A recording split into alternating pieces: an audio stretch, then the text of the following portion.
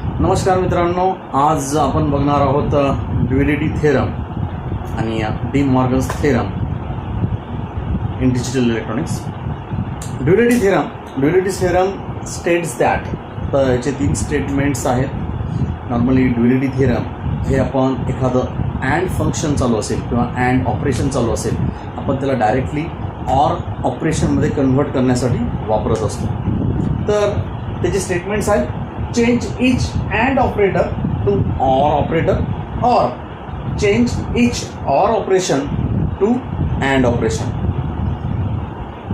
And third statement है complement any ones or zeros operating in expression. Expression मध्ये जेही once किंवा zeros आहे त्यांना एकमेकांना इंटरचेंज करणं हे त्याचं स्टेटमेंट आहे. जर आपण हे समजून घ्यायचं असेल तर सिंपल आपण त्याला अँड लॉ आणि ऑर लॉ सोबत कम्पेअर करूया. आपण ज्या ठिकाणी अँड लॉ मध्ये म्हणतो की ए इंटू 0 इज इक्वल टू 0, तर या ठिकाणी माझं अँड फंक्शन आहे ए इंटू 0 इज इक्वल्स टू 0. तर त्या ठिकाणी मला या 0ला एक तर वन्समध्ये कन्वर्ट करणं आहे. ओके, 0ला वन्समध्ये आणि ह्या अँड फंक्शनला ऑर फंक्शनमध्ये. तर याचा अर्थ होतो A plus 1 is equals to 1. So this is my expression and this is my dual function. हे माझं एक्सप्रेशन होतं, जे काय होतं अँड होतं. अँड म्हणजे काय, ए इंटू 0 आणि आउटपुट हे 0 आहे. तर यांनी सांगितल्यानुसार चेंज इच अँड ऑपरेटर, हे अँड ऑपरेटर याला आपण ऑर ऑपरेटरमध्ये कन्व्हर्ट केलंय. दुसरं स्टेटमेंट आहे complement any 1 or 0 operating in appearing in expression. एक्सप्रेशनमध्ये असणारे वन्स किंवा झिरोज यांचं कॉम्प्लिमेंट करा. तर या ठिकाणी हा 0 आहे, या 0चं आपण 1 केलं. हा 0 आहे, या 0ला आपण 1 केलं. आणि हे जर कम्पेअर केलं तर हे आपलं ऑर फंक्शन आहे. अजून एक उदाहरण बघूया. उदाहरण आपण लॉज मधूनच घेऊया. लॉज होता A plus A B is equals to A plus B. तर या ठिकाणी आपण याला ड्युएलिटी थेरमनुसार चेंज करू शकतो. ड्युएलिटी थेरमनुसार हा बनेल A into A plus B is equals to A into B. या फॉर्मॅटमध्ये तुम्ही लिहू शकता. Duality theorem says like this. किंवा जर आपण दुसरा लॉ पाहिला, A plus B into A plus C is equals to A plus B C. तर याला आपण ड्युएलिटी थेरमनुसार लिहू शकतो ए इंटू बी प्लस, ज्या ठिकाणी पहिले हे ऑर ऑपरेशन होतं त्याला अँडमध्ये कन्वर्ट केलं. या ठिकाणी अँड ऑपरेशन होतं त्याला आपण ऑरमध्ये कन्वर्ट केलं. तसंच या ठिकाणी A into C is equals to A into B plus C. अशा प्रकारे आपण कोणत्याही अँड ऑपरेशनला ऑर ऑपरेशनमध्ये कन्वर्ट करू शकतो त्या इक्वेशनमध्ये, आणि ऑरला अँडमध्ये कन्वर्ट करू शकतो. यालाच आपण म्हणतो ड्युएलिटी थेरम. आता आपण बघणार आहोत De Morgan's theorem. D Morgan's थेरमचे 2 स्टेटमेंट्स आहेत. फर्स्ट स्टेटमेंट आहे प्रोडक्ट ऑफ अ कॉम्प्लिमेंट. हे product of a complement is equals to sum of the complements. याला आपण म्हणतो product of a complements is equal to sum of complements. आणि दुसरा statement आहे सम of the complements, sum of the complements is equals to product of the complement. Sum of the complement is equals to product of the complements. So second statement है sum of the complement is equal to product of individual complement. तर हे दोन statements आहेत, आपण आज ते prove करणार आहोत. आपण ट्रूथ टेबल काढूया प्रोडक्ट ऑफ द कॉम्प्लिमेंट्सचा आणि तो व्हेरीफाय करूया सम ऑफ द कॉम्प्लिमेंट सोबत. तर यासाठी मी पहिले इनपुट्स घेतो. इनपुट आहेत माझे ए आणि बी, हे इनपुट आहेत. आणि पहिले मी प्रोडक्ट ऑफ द कॉम्प्लिमेंटच्या ऐवजी डायरेक्टली ए इंटू बी हे आउटपुट घेईल. ए इंटू बी बार, म्हणजे ऍटलीस्ट आपला हा ट्रूथ टेबल एक कम्प्लीट होईल. ठीक आहे. त्यासोबतच मी या ठिकाणी ए बार बी बार हे माझे इनपुट्स आणि ए बार प्लस बी बार हा माझा एक ट्रूथ टेबल, याला आपण कम्पेअर करूया. तर सर्वप्रथम माझे इनपुट्स आहेत. Input A B 0 0 0 1 1 0 1 1. तर हा ट्रूथ टेबल आहे अँड गेटचा. या ठिकाणी 0 इंटू 0 0 0 इंटू 1 0 1 इंटू 0 0 1 इंटू 1 1 हा त्याचा कॉम्प्लिमेंट आहे. तर या ठिकाणी हा याच्या इनव्हर्स म्हणजेच 1 1 1 0. नेक्स्ट आता हा एचा कॉम्प्लिमेंट म्हणजे ए या इनपुटचा कॉम्प्लिमेंट, तर हा 1 1 0 0 आहे. हा इथं 1 1 0 0 आणि हा बीचा कॉम्प्लिमेंट जो आहे 1 0 1 0 आणि त्यांचं आउटपुट आता 1 प्लस 1 1 0 प्लस 1 1 0 प्लस 1 1 आणि 0 प्लस 0 0. तर हा माझा झालेला आहे ट्रूथ टेबल कम्प्लीट. आता जर मी ह्या दोघांना कम्पेअर केलं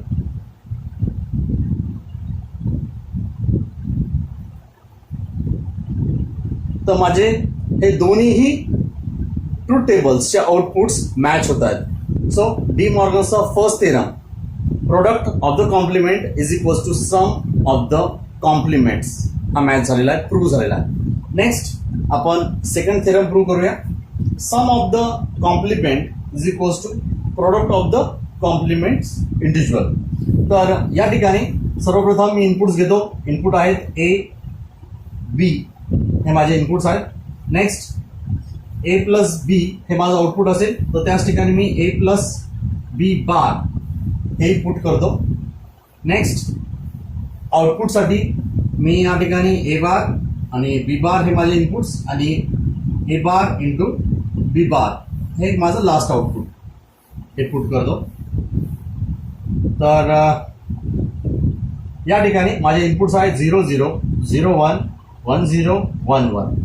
नेक्स्ट ए प्लस बी 0 प्लस 0 0.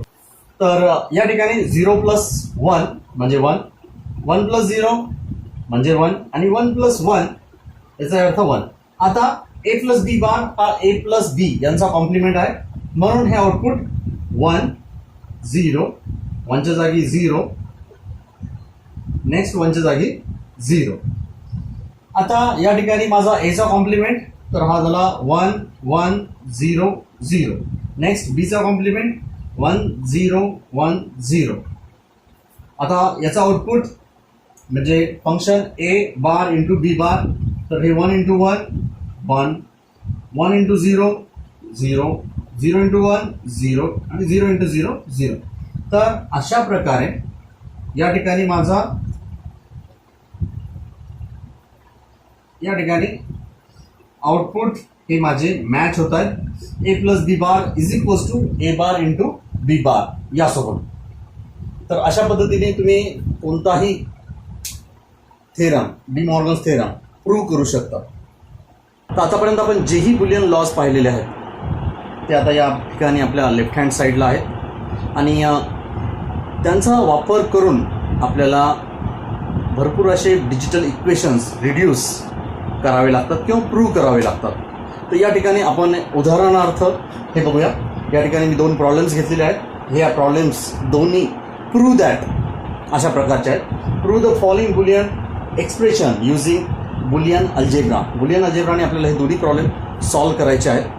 तर या ठिकाणी आपल्याला प्रूव्ह त्यांना करायचं आहे की LHS is equals to RHS. ते कसं?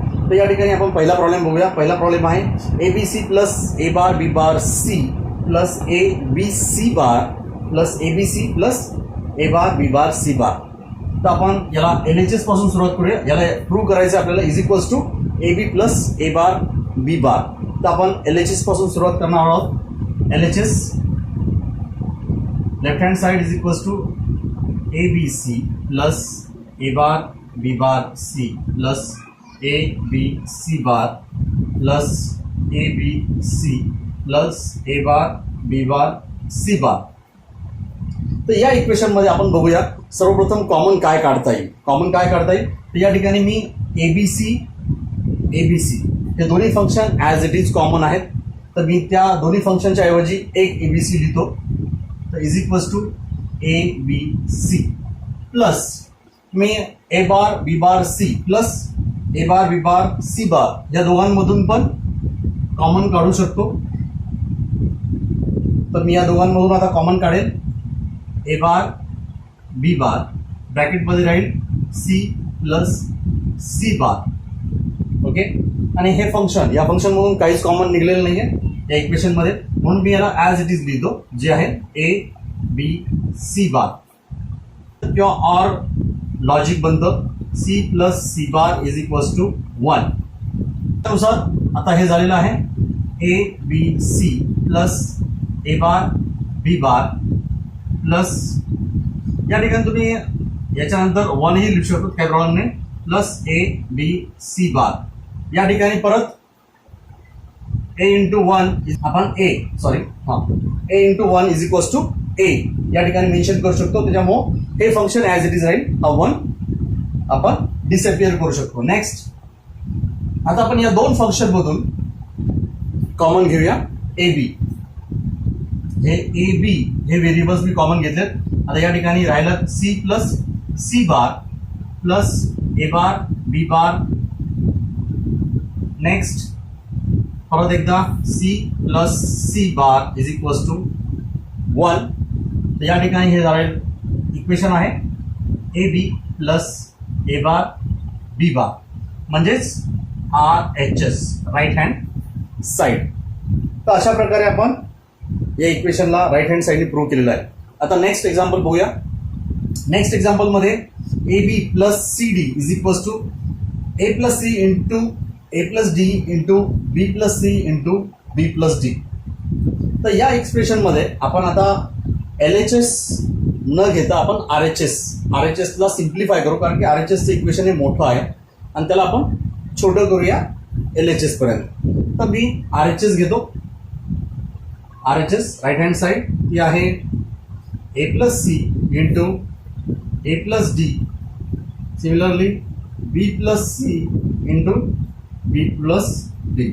तर मी आता A plus C into A plus D या दोघांचं मल्टिप्लिकेशन करेल. सोबतच B plus C into B plus D यांचं इंडिव्हिज्युअल मल्टिप्लिकेशन करेल. तर या ठिकाणी मी मल्टिप्लिकेशन करत आहे. A मी पहिले यांना मल्टिप्लाय करतो. तर हे आलं A plus AD plus C me multiply करतोय AC. या ठिकाणी कम्युटेटिव्ह लॉ मी लगेच व्हेरिएबलची पोझिशन चेंज करून घेतलेली आहे. व्हेरिएबलची पोझिशन का चेंज केली तर कारण की मी नेहमी वापर करतो ABC, म्हणजे याचा अर्थ A हा माझा पहिले येतो, C हा नंतर येतो, म्हणून मी या ठिकाणी AC असं फंक्शन लिहिलेलं आहे. नेक्स्ट C ला D सोबत मल्टिप्लाय केलं तर हा झाला CD. हे झालं माझा पहिला multiplication. Next multiplication BB plus BD plus CB त्याऐवजी BC प्लस CD. तर हे CD.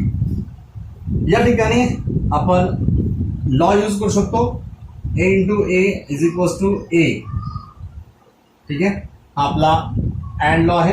तर या ठिकाणी मी यूज केला A plus A D plus A C plus C D into B plus B D plus B C plus C D.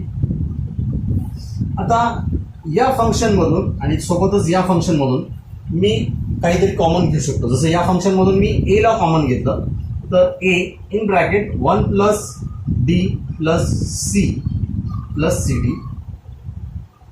सोबतच मी या फंक्शनमधून पण बी ला कॉमन घेतलं तर बीच्या ऐवजी 1 plus D plus C plus C D. मी या ठिकाणी ऑर ला यूज करू शकतो. ऑर ला आहे 1 plus A is equals to 1. याचा आउटपुट नेहमीच 1 येणार आहे. तर मी या ठिकाणी डायरेक्टली पुट करू शकतो A into 1 plus C D सोबतच B into 1 plus C D. आता या दोघांचं मल्टिप्लिकेशन तर हे झालं आहे A B plus A C D plus B C D plus C D into C D. तर या ठिकाणी आपण C D into C D is equals to C D म्हणजे एकच सी डी लिहू शकतो, काही प्रॉब्लेम नाही आहे. तर या ठिकाणी माझं फंक्शन बनलं आहे A B plus A C D plus B C D plus C D. आता या सर्वांमधून या ठिकाणी या तिघांमधून मी सी डी यांना कॉमन घेतो. सी डीला जर कॉमन घेतलं तर आपलं फंक्शन बनतंय A B plus C D in bracket 1 plus A plus B. या ठिकाणी परत एकदा आपण 1 plus A is equals to 1 हे पुट करू शकतो. याचा अर्थ माझं इक्वेशन झालेलं आहे लास्टला A B plus C D which is equals to RHS. A B plus C D which is equals to RHS. तर अशा पद्धतीने आपण प्रूव्ह करू शकतो left hand side is equals to right hand side. तर हे एक्झाम्पल झालेलं आहे. हे प्रूव्ह दॅट वर बेस्ड आहे किंवा याच्यानंतरचे एक्झाम्पल्स आपण जे बघू ज्याच्यामध्ये आपण simplify by using Boolean algebra Boolean laws ते आपण बघूया. थँक्यू.